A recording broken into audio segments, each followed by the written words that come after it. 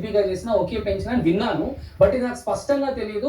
మరి పెట్టిన కామెంట్ ఎవరైతే పెట్టారో తనకు కూడా ఒక క్లారిటీ కావాలి, ప్రజలకు రావాలని అడుగుతున్నాను. పంజాబ్ లో అలాంటి పెట్టం ఏమైనా ఉందా? లేదు సార్. ఫర్ ఎగ్జాంపుల్ మన తెలంగాణలో ఒకసారి ఎమ్మెల్యేగా పనిచేసినట్లయితే అతనికి 50,000 పెన్షన్ వస్తుంది.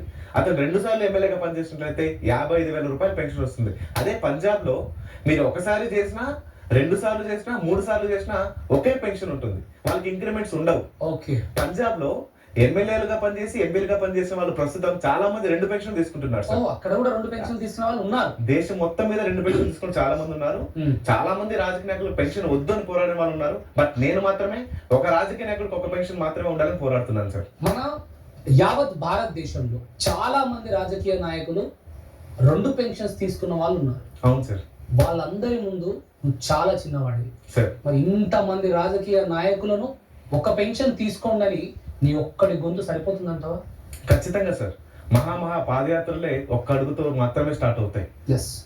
నేను ఆశిస్తున్నది ఏమంటే ఖచ్చితంగా మన దేశ యువత నా వెంట వస్తారు, ఈ చట్ట సవరణ కోసం పోరాడతారని నేను భావిస్తున్నాను సార్. గణేష్, నేను ఈ మాట చెప్తున్నా